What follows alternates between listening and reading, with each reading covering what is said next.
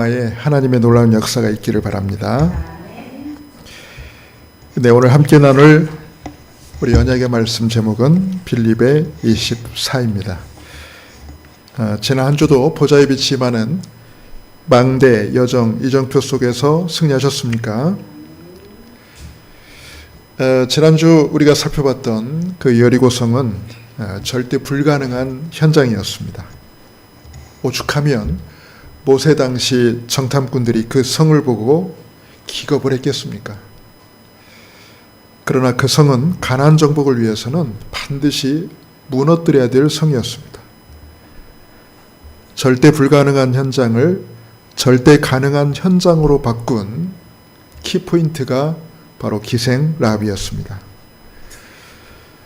두 명의 정탐꾼과 기생 라합, 그 이후에 이어진 영원한 언약의 계보까지, 이러한 놀랍고 완벽한 캠프의 축복을 저와 여러분 현장 속에서 실제로 체험하고 누릴 수 있기를 주님의 이름으로 축원합니다.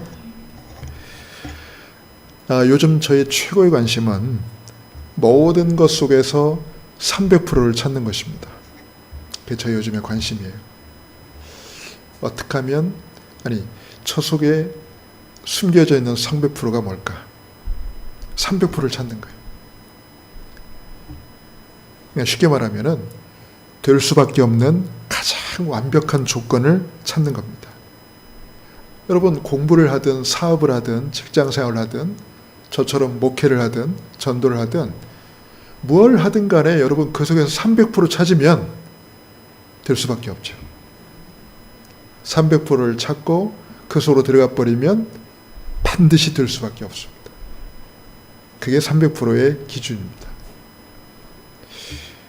그래서 되는 것에는 반드시 300%가 있습니다. 안 되는 것은 300%가 아직 안 찾은 거고요. 근데 이 300%가 갖춰지면 안 될 것이 없죠. 다 돼요. 그래서 저는 요즘의 관심이 이거예요. 300%를 찾는 거. 모든 것 속에 300%를 찾는 거. 성령 인도 100%, 성령 역사 100%, 성령 열매 100%. 이게 바로 300% 캠프의 당연, 필연, 절대 조건입니다. 제가 이 300%를 계속 붙잡다 보니까요, 가장 중요한 게 뭐냐면 바로 이 성령 인도를 받는 영적 상태라는 것이 깨달아졌습니다. 이게 가장 중요하구나. 300%가 다 중요한데 제일 중요한 게 바로 성령의 인도를 받는 나의 영적 상태구나. 여러분, 대다수 사람들은 어디에 관심이 많냐면은 당장 눈에 보이는 엄청난 그 역사에 관심이 많아요. 당장 눈에 보이는 돈을 많이 번다든지, 교회 같으면 갑자기 막 성도가 확 붕이 됐다든지, 조금만 건물에 있다가 막 큰 건물로 이사를 갔다든지, 뭔가 이렇게 눈에 보이는 뭐가 나타나야 사람들은 와 그러죠. 자, 가령 우리 지난주 우리 강단에서 살펴본 것처럼, 아니 어떻게 저 여리고성에서 저런 기생 라합을 만났지? 이 현장의 응답이잖아요. 역사잖아요. 다 여기에 관심이 많은 거예요. 또 어떤 응답을 받았는지, 어떤 역사가 일어났는지, 쉽게 말해서 연봉을 얼마나 받는지. 근데 저는 요즘에 깨닫는 게 그겁니다. 물론 그건 당연한 거지만 진짜 중요한 건 뭐냐면, 지난주 강단 같으면은 현장에서 기생 라합을 만난 것보다 더 중요한 건 뭐냐면, 이 두 명의 정탐꾼을 어떻게 준비시켜 보냈는가, 이겁니다. 사실은 두 명의 정탐꾼이 모든 응답의 전부예요. 즉, 어떤 사람이 갔느냐죠, 여러분. 어떤 사람이 갔느냐. 이게 다예요. 그러니까 이 준비가 모든 거라는 거예요, 사실은. 여러분, 어떤 사람이 갔느냐, 현장의 역사는 당연히 일어날 수밖에 없지. 안 그래요? 그러니까 쉽게 말하면 내가 누구냐가 중요해요. 내가 뭔 일을 했느냐보다 나에게 무슨 일이 일어났냐보다 더 중요한 거는 내가 누구냐가 더 중요하다는 거예요. 내가 어떤 사람이냐가 더 중요한 거예요. 왜? 거기에 따라서 응답이 달라지니까요. 쉽게 말하면 이겁니다. 와, 내가 뭔 일을 해야 되겠다. 내가 어떤 역사를 일으켜야 되겠다. 이거에 대한 관심보다는 내가 어떤 사람으로 준비되어야 될 것인가. 내가 어떤 사람으로 세워져야 될 것인가. 이게 더 중요하다는 거예요. 왜? 하나님의 관심은 거기에 있습니다. 눈에 보이는 엄청난 역사에 큰 관심을 갖는 것, 또 일어난 역사 자체에 초점을 맞추는 것은 사람으로서 너무나 당연한 겁니다. 그런데 제 입장에서는 아무리 생각해봐도 어떤 역사가 일어났느냐보다는 어떤 사람이 되느냐에 저는 관심이 더 많습니다. 그렇죠? 이게 다라는 거죠. 어떤 사람이 여리고성에 갔느냐, 이게 중요한 거예요. 어떤 사람이 갔느냐, 이게 더 중요한 거예요. 그러니까 아무리 생각해봐도요, 이게 사실은 모든 응답에 단 거예요. 이게 단 거예요, 사실은. 여리고성에서 기생 라합을 찾은 것보다는 여호수아가 보낸 2명의 정탐꾼이 더 중요하고 그게 모든 응답이라는 사실을 제가 깨달았던 거예요. 이게 다다. 쉽게 말하면요, 목회를 어떻게 해야 되지? 목회를 어떻게 해야 막 교회가 커지고 막 부흥이 되고 막 이럴까? 이거보다는 누가 목회를 하느냐죠. 그게 중요한 거예요. 누가 목회를 하느냐. 쉽게 말하면 그겁니다. 어떤 사람이 되느냐예요. 근데 어떤 사람이 되느냐에 대한 관심보다는 많은 사람들은 어떤 일이 벌어졌느냐, 여기에 관심이 많아요. 이 눈에 보이는 막 거기에 관심. 근데 오늘 제 메시지의 핵심은요, 눈에 보이는 어떤 역사보다는, 눈에 보이는 어떤 화려한 응답보다는 내가 어떤 사람으로 하나님 앞에서 준비되고 세워지느냐가 더 중요하다는 사실을 말씀드리고 싶습니다. 그게 중요한 응답입니다. 거기서부터 시작입니다.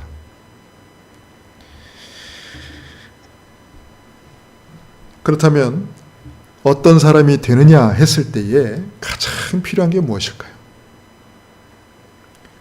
내 생각, 내 기준, 내 입장, 내 경험, 내 능력을 모두 다 내려놓고 철저히 하나님의 말씀과 그분의 계획과 그분의 인도를 받으며 살아가는 것입니다.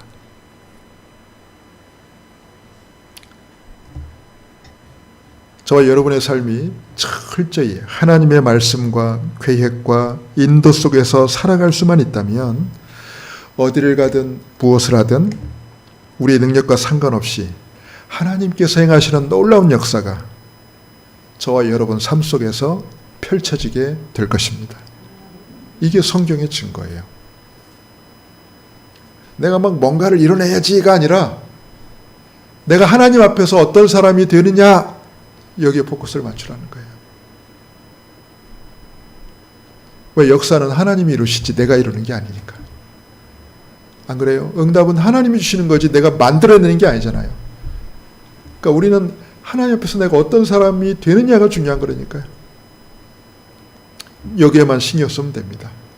이 자체가 바로 성령의 인도받는 나의 상태예요. 우리는 여기에만 신경 쓰면 돼요. 그럼 나머지는요?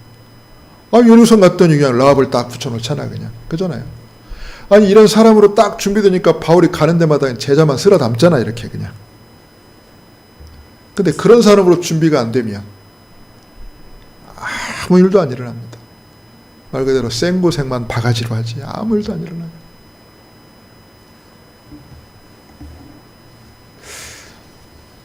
그러니까 여러분 진짜 이 눈이 열려야 돼요. 제가 요즘에 이 부분이 좀 이해가 되면서 참 그렇다.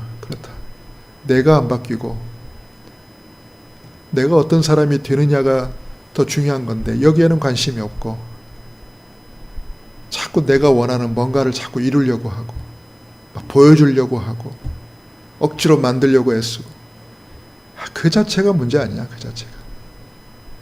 내가 하나님이 원하시는 사람으로, 하나님의 사람으로 준비만 되면 하나님 알아서 채우실 건데, 그 하나님 알아서 다 준비시킬 건데, 시간표 따라서 알아서 다 주시는 건데, 나의 관심이 엉뚱한 데 있었구나. 그러니 한국교회와 세계교회가 맨날 엉뚱한 짓만 하다가 저렇게 문을 닫는구나. 여러분, 그렇습니다. 우리가 무엇을 자꾸만 열심히 하라는 것보다 하나님께서 지금 나에게 원하시는 것이 무엇인지를 찾고 하나님께서 원하시는 그 계획과 그 방향에 맞춰서 인도받으려고 하는 그 중심과 자세를 하나님 보실 때 가장 기뻐하십니다. 그래, 그래도 네가 뭔가를 자꾸 하려는 것보다 어떻게든 나에게 맞추려고 애를 쓰는구나. 어떻게든.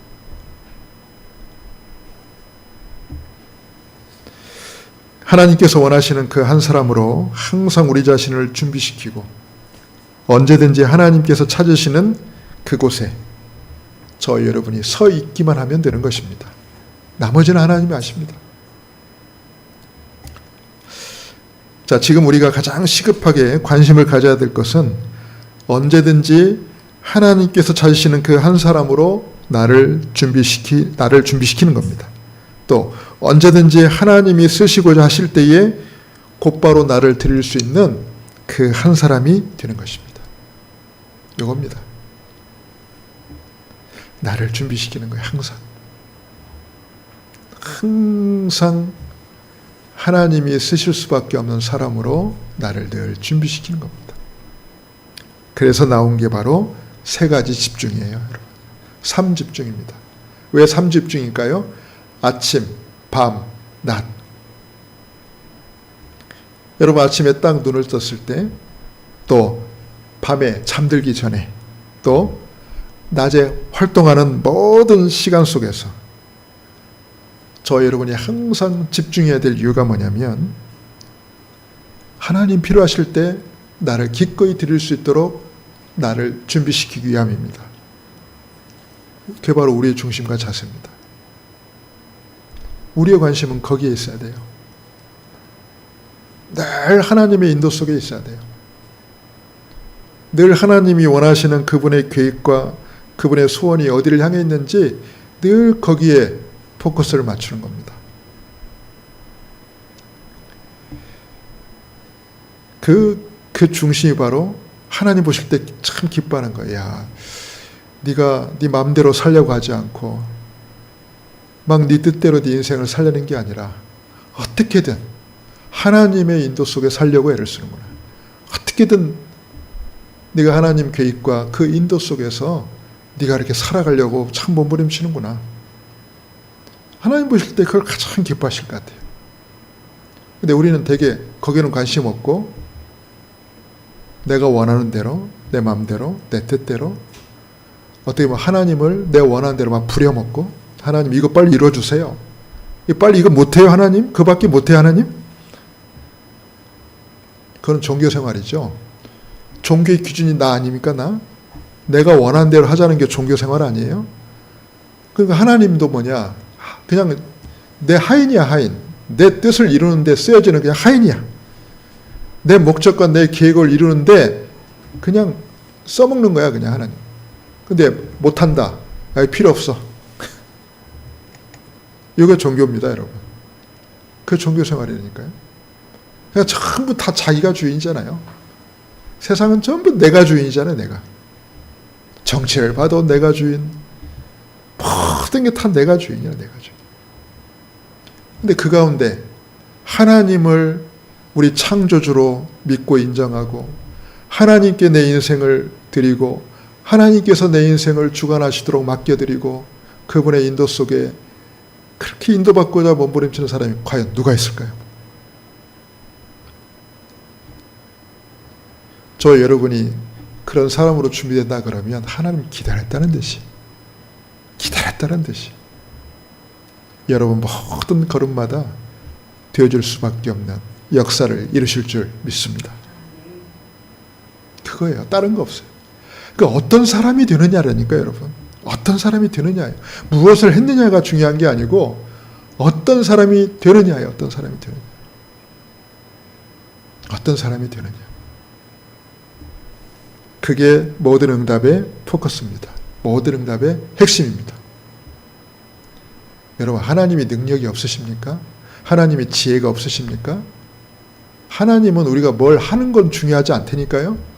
하나님은 우리가 뭘 우리가 아무리 대단한 거 해봤자 그게 하나님과 비교가 됩니까? 우리가 어떤 사람이 되느냐에 하나님의 관심은. 우리가 어떤 사람이 되느냐. 그러면 나머지는 하나님이 하신다니까. 저 여러분의 인생 속에서.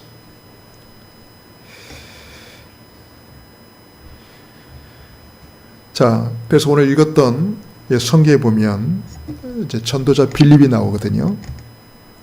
자, 이 전도자 빌립은 저 여러분이 어떻게 성령의 인도를 받아야 하는지 확실하게 보여주는 바로 모델입니다. 자, 이 전도자 빌립의 이런 응답의 내용들을 보면 그 속에 이 300% 캠프가 딱 숨겨져 있어요. 자, 지금부터 저 여러분이 함께 붙잡아야 될 그 300%의 비밀이 무엇인지 같이 살펴보려고 합니다. 첫 번째입니다. 아까도 얘기했잖아요. 어떤 사람이 되느냐. 자, 그 눈으로 오늘 전도자 빌립을 보세요. 자, 이 빌립이라는 이 사람이 중요한 거예요. 빌립을 통해 일어난 역사보다 더 중요한 게 뭐냐면 전도자 빌립이 어떤 사람이냐가 중요합니다. 자, 이 전도자 빌립은 성령의 인도를 받는 진짜 성령의 사람이었습니다. 그러니까 그 한 사람이 준비됐다. 사실은 끝이에요. 그걸로 끝이라. 하나님은 많은 사람이 필요치 않아요. 그냥 이 한 사람 준비되면 끝입니다. 저 여러분이 어떤 사람이 되어야 되느냐. 하나님, 이 사람도 필요하고 저 사람도 필요하겠습니다마는 하나님, 내가 교회 살리는 그 한 사람 되게 없어서. 하나님, 내가 하나님 보실 때에 현장 살리는 그 한 사람으로 내가 쓰임받게 없어서. 그 한 사람이 중요합니다. 하나님이 찾으시는 그 한 사람으로 제가 쓰임받게 없어서. 그러니까 이 빌립이라는 이 한 사람, 여러분 그 눈으로 보면 얼마나 중요한 사람인지 몰라요. 자, 빌립을 통해 일어난 역사는 뒤에 나와요. 근데 사람들은요, 빌립을 통해 나타난 역사에만 관심이 많다니까. 그러면서 야, 나도 어떻게 하면 저렇게 이루어지? 나도 어떻게 하면 저런 응답을 받지? 다 거기에만 관심이 있다니까요. 아니라니까요. 근데 여러분, 빌립 자체가 중요하다니까요. 그 사람이 어떤 사람이냐가 중요한 거예요. 이게 성경의 기준이에요. 자, 빌립이 어떤 사람이었냐? 이 숫자를 기억하세요. 70, 127. 자, 70, 127. 이게 빌립과 관계된 숫자입니다. 첫 번째, 70이 뭐냐? 누가복음 10장에 보면 예수님께서 12사도 외에 따로 70인 제자를 세우셨습니다. 목적은 예수님께서 들어가시려는 곳에 70인 제자를 미리 보내가지고 둘씩 짝을 지어서 미리 보내가지고 복음을 전하게 하셨어요. 미리 보냈어요. 그게 바로 70인 제자입니다. 그래서 누가복음 10장에 보면 예수님이 따로 70인을 세우사 들어가시려는 각동 각처로 앞서 보내시며, 그래서 그 70인 제자에게 메시지를 주시잖아요. 그런 다음에 그들이 돌아왔는데 뭐라고 보고합니까? 주여, 우리가 주의 이름을 전했더니 막 귀신들도 떠나가더이다. 귀신들도 우리에게 항복하더이다. 예수님이 나도 다 안다. 귀신들이 너에게 항복한 것으로 기뻐하지 말고 너 이름이 저 하늘 생명책에 기록된 것으로 기뻐해라. 요 70인 제자. 전도자 빌립은 바로 많은 성경학자들이 말합니다. 70인 제자 중 한 명이었다. 예수님이 직접 세운 12사도 외에. 근데 여러분, 성경에는요, 12사도 이름은 다 기록되어 있는데, 사복음서에 다 기록되어 있는데, 요 70인 제자 이름은 단 한 명도 기록되어 있지 않아요. 정확히 70인을 다 쓰지는 않았어요. 유추해 볼 뿐이죠, 우리가. 여러 인물들을 통해서. 자, 그리고 120명은 누구냐면, 예수님께서 부활하셔서 감람산에 제자들을 부르셨잖아요. 그리고 거기에서 40일 동안 하나님 나라에 관하여 말씀하시고 제자들이 보는 앞에서 하늘로 올리셨습니다. 이렇게. 그때 천사들이 하는 말이 너희가 하늘로 올리심을 본 그대로 다시 오실 것이다. 그리고 예수님이 뭐라 그러냐, 저 승천하시기 전에 아버지께서 약속하신 성령이 올 때까지 너희는 예루살렘을 떠나지 마라. 그래서 그 제자들이 감람원에서 탁 내려와가지고 어디로 가요? 마가다락방. 그 집에 가서 마가다락방 집. 그래서 거기서 모여서 기도하는데 성경에 보면 사도행전 1장 15절에 보면 거기 모인 자의 수가 120명 되었더라. 그래서 120명이 되었더라. 여러분 다 떨어져 나가고 남은 숫자가 몇 명? 120명. 120명. 예수님의 부활과 승천을 경험한, 그래서 마가다락방에 모여서 함께 기도한 사람 수가 120명. 거기는 예수님의 제자들 포함해서 70인 포함해서 이래저래 관련된 사람에서 120명. 그 120명 속에 누가 들어있다? 빌립도 들어있다. 자, 그리고 나머지 7입니다. 7. 7명은 누구일까요? 사도들이 어느 날 작정을 했어요. 사도행전 6장에 보니까 우리가 말씀 전하는 일과 기도하는 일에 전무하고 교회 모든 구제하는 거, 봉사하는 거 이거는 우리 중직자를 세워서 맡기자. 그래가지고 칭찬받는 사람, 성령과 지혜가 충만한 사람 추천받아서 7명의 집사를 세우잖아요. 그 7명의 집사 속에 누가 있다? 빌립 집사가. 그러니까 최초의 중직자 임직이죠. 최초로 중직자로 임직받, 지금으로 하면 장로로 임직받은 거예요.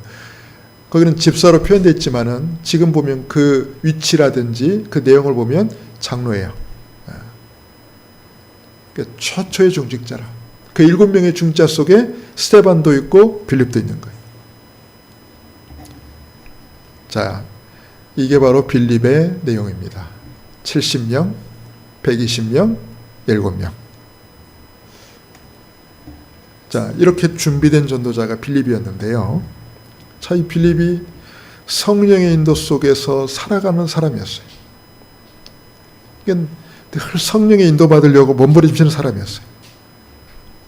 그래서 빌립에게 하루도 거르지 않고 늘 빌립과 함께 했던 게 바로 3집중, 3응답, 3세팅이에요. 이건 또 뭔 말이냐? 아까 말한 대로 아침에 딱 눈 뜨면 하루 일과를 시작하기 전이 우리에게는 아침이에요. 하루 일과가 시작되는 순간부터 이제 그거는 낮인 거죠, 이제. 그리고 하루 일과를 다 마친 나에게 주어진 시간이 이제 밤입니다. 그래서 아침에 딱 눈을 뜨고 하루 일과를 본격적으로 시작하는 그 시간, 그때까지가 아침인데 그 아침은 어떻게 해야 됩니까, 여러분? 어떤 집중을 누려야 될까요? 가장 평안함을 누려야 돼요. 여러분 아침에 딱 눈을 뜨면 불안한가요? 여러분 아침에 딱 눈을 뜨면 어떻습니까? 후회가 되나요? 아이고 눈 뜨지 말아야 되는데 눈 떴네. 여러분 아침에 딱 눈을 뜨면요, 우리 속에 뭐가 임해야 되냐면 평안함이 임해야 돼요. 하나님 앞에 참된 감사가 나야 돼요. 이 평안과 감사를 누리는 시간이 바로 아침 시간이에요. 아무도 빼앗을 수 없는 시간. 하나님 말씀 앞에 내가 집중하는 시간. 자, 그리고 밤 시간은 뭡니까? 이제 하루 일과를 다 마치고 이제 하나님 앞에 내가 딱 집중하는 시간이. 그때는 뭐 합니까? 오늘 나에게 있었던 일들, 사건들, 오늘 모든 것들이 전부 이제 뭘로 정리가 돼야 되냐면 전부 답으로, 해답으로 탁 정리가 돼요. 여러분 그거 정리가 안 되잖아요. 꿈에 나와서 시달려요. 여러분만 낮 동안 고민했던 거 꿈에 나와서 날 괴롭혀. 정리가 안 됐다는 거거든. 해답이 안 됐다는 거거든. 그러니까 밤 시간은 뭐 하냐면 오늘 나에게 있었던 일들 그게 전부 나에게 해답으로 전부 누려져야 돼요. 나에게 해답으로 붙잡아져야 돼. 결론이 나야 돼. 그래야 내가 평안하게 잠들 수 있어요. 자, 그러면 이제 우리가 활동하는 낮입니다. 낮에는 우리가 일도 하고요, 사람도 만나고 막 문제도 생기고 막 사건도 겪잖아요. 그럼 낮 동안은 뭐 하는 거예요? 이제 아주 다이너마이크한 삶이 낮 동안에 이루어지잖아요. 그때는요, 모든 걸 다 응답으로 누리면 돼요. 문제도 응답으로, 사건도 응답으로, 하여튼 모든 것을. 그때는 이제 대화하면서 하나님과 기도하는 거예요. 자, 요게 이제 삶 집중입니다. 그러니 모든 시간 내가 성령의 인도 속에 있을 수밖에 없죠, 여러분. 내가 자꾸 하나님께 질문하고 자꾸 하나님께 해답을 구하고 자꾸 하나님과 소통하니까요. 자, 그리고 삶 응답은 뭐냐면 나에게 어떤 위기가 생겼다, 그걸 기회로 붙잡는 거예요. 나에게 문제가 왔다, 문제는 바로 답이에요. 문제를 출제하시는 분들이 해답 없이 문제를 출제하시는 일이 전혀 없습니다. 문제 한 개는 바로 해답입니다. 문제는 바로 답이에요. 그리고 갈등이 있다? 간단해요. 내 그릇 바꾸라는 거예요. 그릇 안 바꾸니까 맨날 갈등이 오니까 갱신하라는 거예요. 변화라는 거예요. 그러니까 여러분 이걸 계속 내가 누리는 거예요. 그러니까 막히질 않는 거고 고이질 않는 거예요. 계속 나는 변화하니까. 나는 계속 발전하니까. 자, 이게 3응답이고요.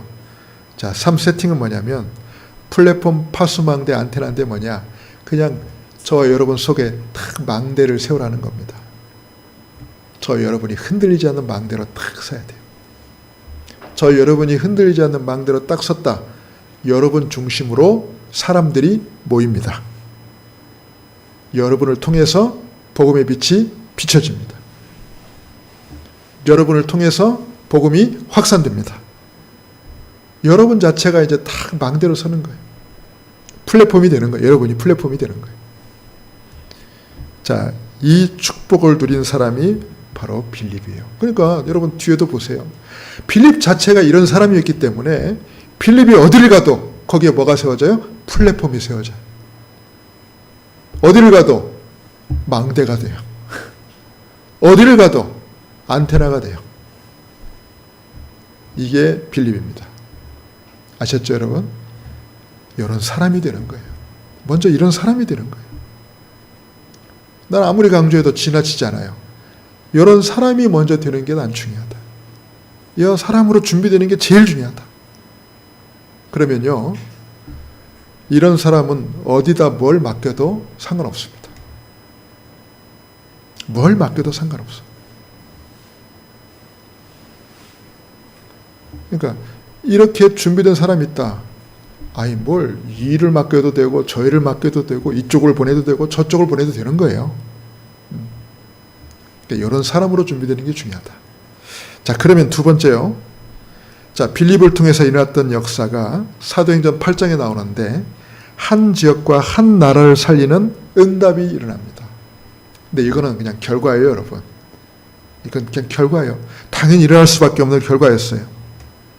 자, 빌립이 말해요. 저 사마리아에 갔어요. 이렇게 준비된 빌립이 사마리아에 들어갔더니 사마리아 역사가 당연히 일어났다 안 일어났다? 일어났다. 이거는 막 사마리아 역사 일어난 게 중요한 게 아니라 누가 갔다? 빌립이 갔다. 이게 중요한 거예요. 아시겠죠? 빌립이 그러면 다른 데 가면 안 일어났겠어요? 하필 빌립이 어디를 갔어? 사마리아 갔어요. 그럼 당연히 사마리아 역사 일어난 거예요. 여러분 이 눈으로 보시기를 바랍니다. 이 눈으로 보시길 바랍니다. 사마리아 역사 일어난 게 대단한 게 아니고 빌립이 갔다는 게 대단한 거예요. 빌립이 갔다는 게 중요한 거예요. 자, 여러분 그럼 빌립이 사마리아를 왜 갔나요? 예루살렘에 큰 핍박이 일어났어요. 스데반이 순교당하고 그때는 이 핍박자였던 바울이죠. 그때는 핍박자였는데 이 바울이 막 교회를 그냥 작정하고 막 핍박을 하는데 말이에요. 사도들 외에는 다 흩어졌어요. 그 흩어진 자 중에 누가 있었냐면 빌립이 있었어요. 근데 말이에요. 하필 빌립이 어디로 갔냐? 사마리아 갔어요. 많고 많은 곳 중에 하필 사마리아 들어갔어. 그냥 갔겠습니까? 빌립이 어떤 사람인데? 성령인도 받는 사람인데. 삼집중, 삼응답, 삼세팅 속에 있었던 사람인데 사마리아를 그냥 갔겠냐고. 성령인도 속에서 사마리아를 갔어요. 그랬더니 말이에요. 사마리아 가서 빌립이 한 거 다른 게 없어요. 성경 보니까 그리스도를 전파했다 그랬어요. 그냥 그 성에 들어가서 사람들에게 그리스도를 전했다 그랬어요. 야, 그런데 있잖아요. 그 사마리아가 예수님 이후로 단 한 번도 복음을 들은 적이 없거든. 근데 복음 듣고 나서 놀라운 역사를 일어난 겁니다. 여러분. 귀신이 떠나가는 일이 벌어지고 병든 자가 고침받는 일이 벌어지고. 그러니 그 성에 뭐가? 큰 기쁨이 있다 그랬어요. 큰 기쁨이 있더라. 빌립 한 사람 들어갔는데 그 성에. 여러분, 저 여러분에게는 이런 일이 일어날까요? 안 일어날까요?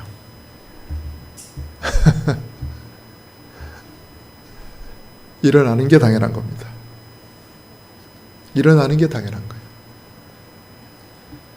자, 근데 거기에 사마리아에 누가 있었냐면 마술사 시몬이 있는 거예요. 그러니까 성경에서는 마술사 시몬 이렇게 했지만은 제가 볼 때는 거의 우리 한국 문화로 따지면 지역을 완전히 장악하고 있는 무당, 보살, 영험한 무당, 그러니까 사람들 점괘를 맞추는 아주 영험한 자예요. 그러니까 지역마다 그런 사람이 있습니다. 우상숭배 많은 지역 가면 그런 사람들이 있다니까. 사람들 운명을 맞추는 사람들.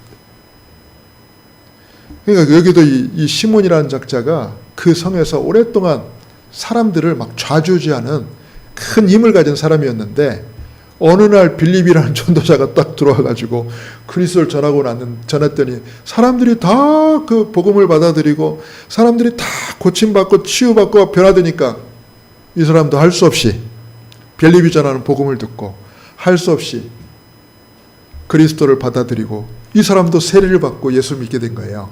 이 사람도. 여러분, 이게 지역의 망대가 꺾인 거거든요. 지역의 흑암 망대가 꺾인 거예요. 여러분, 이게 중요한 겁니다. 사마리아를 오랫동안 사로잡고 있던 이 흑암의 망대가 꺾인 겁니다. 당연히 그럼 사마리아는 복음화되죠. 왜 우리나라가 이렇게 복음화율이 빠른지 아십니까? 왜 우리나라가 다른 나라에 비해서 왜 급속도로 복음이 빨리 전파되는지 아세요? 내가 초창기 우리 한국 선교 역사를 보니까요. 이유가 있었더라고. 많은 이유가 있었지만 가장 중요한 첫 번째 이유가 뭐냐면 밑에서부터 위로 간 게 아니라 위에서부터 내려왔어요. 쉽게 말해서 지역의 유지, 힘 있는 사람들, 이런 사람들이 복음을 받았어요. 이 사람들이 막 복음을 받고 변화를 받은 거예요. 그러니 당연히 누구도 당연히 믿어야 돼. 밑에 있던 하인들 다 믿어야 돼. 이러니 복음화율이 엄청 빨라진 거예요. 지도자가 먼저 변화가 된 거예요. 지도자가 먼저 복음받고 바뀐 거예요. 그러니 따르는 사람들이 다 변화가 된 거예요. 자, 그런 일이 있었던 거죠. 그러니까 이 시몬 한 사람이 돌아와가지고 사마리아에 막 어마어마한 전도운동이 일어났겠죠. 자, 이 소식을 듣고 사도들이 사마리아로 왔어요. 그랬더니 정말 어마어마한 일이 벌어졌거든요. 그러니까 사도들이 예수 믿는 사람들한테 안수를 해줬더니 막 그때 이제 성령이 막 임해버린 거예요. 여러분, 성령이 임한 증거가 뭐예요? 막 방언이 터지죠? 막 방언이 터지고 사람들이 막 불타잖아. 이렇게 막 기쁨으로 충만하고 막 성령 역사가 막 일어나니까 요 시몬이 그거 보고 사도들한테 돈을 주면서 나에게도 제발 그 능력을 달라고 그럽니다. 그러다 사도들한테 혼났지요. 네가 하나님의 능력을 돈으로 살려고 하냐? 네 약한 마음에서 돌이키지 않으면 하나님이 내게 벌을 내리실 것이다. 그러니까 이 시몬이요 깨갱하면서 잘못했다고 그 말 취소해달라고 그러고 자, 그런 일이 일어났습니다. 한 사람 전도자가 들어갔는데 그 역사가 사마리아에 일어난 거고요. 근데 빌립이요 말해요. 빌립이 요 사마리아에 이런 일이 있고 나서 또 빌립이 이제 어디로 간 줄 아십니까? 성령이 즉 주의 사자가 빌립에게 저 광야로 가라고 한 거예요. 여러분 주의 사자가 어떻게 빌립에게 말을 하나요? 주의 사자란 말은 천사란 말이에요. 천사. 천사가 빌립 앞에 뿅 나타나가지고 그게 아니라 여러분 빌립은 어떤 사람이다? 3집중 속에 3응답 속에 3세팅 속에 성령의 인도 속에 있던 사람이잖아요. 그러니 이 사람이 기도 가운데 그 하나님의 또 음성을 듣고 진짜 광야로 간 거예요. 누구 막 약속하고 간 게 아니에요. 가라고 해서 간 거예요. 갔더니 거기에 누가 있냐면은 저 에디오피아 큰 권세를 가진 그 에디오피아 지금으로 하면 재무장관 정도 되겠죠. 아주 큰 권세를 가진 에디오피아 그 관리가 마차를 타고 딱 지나가는데 참 놀라운 일은 여러분 에디오피아 사람이면 유대인이 아니잖아요. 이방인이잖아요. 그런데도 이 사람은 왜 거길 지나가냐? 예루살렘에 가서 거기서 예배를 드리고 가는 길이에요. 이방인이. 참 여러분 놀랍지 않습니까? 유대인도 아닌데 이방인인데 예루살렘에 예배하러 온 거예요. 그 예배하고 다시 자기 나라로 가는 길이에요. 근데 돌아가는 길에 뭘 샀냐면 이사야 성경, 두루마리로 된 이사야 성경을 샀어요.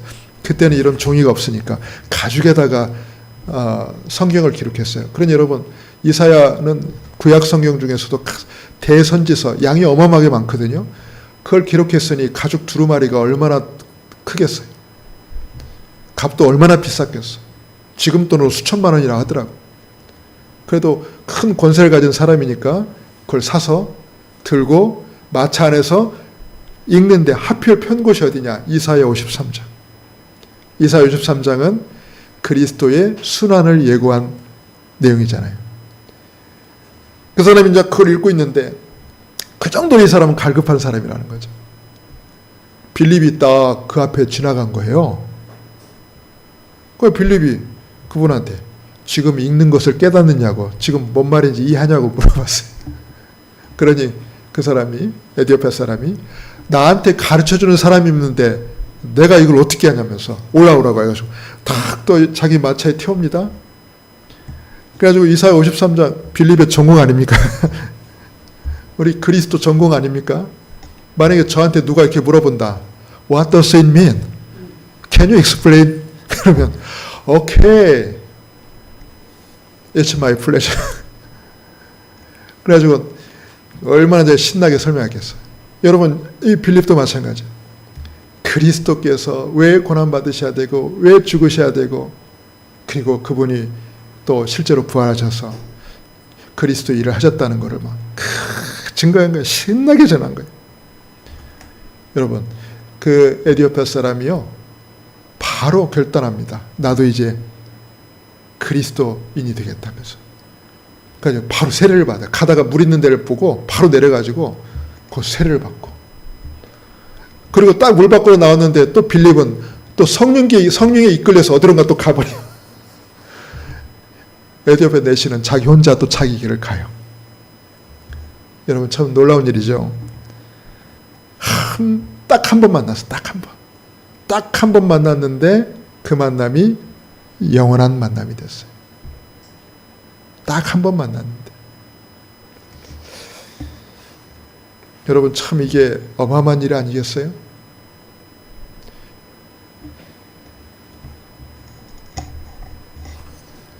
더 중요한 세 번째입니다. 여러분 이제 우리가 붙잡을 세 번째는 뭐냐면 이게 영원한 응답으로 이어진다는 겁니다. 이게 성령 열매 100%예요. 빌립은 한 지역 사마리아를 살렸고 한 나라 에디오피아를 살렸어요. 한 지역 한 나라를 살린 이 하나님의 역사가 지금 오늘날 우리에게 어떻게 온 줄 압니까?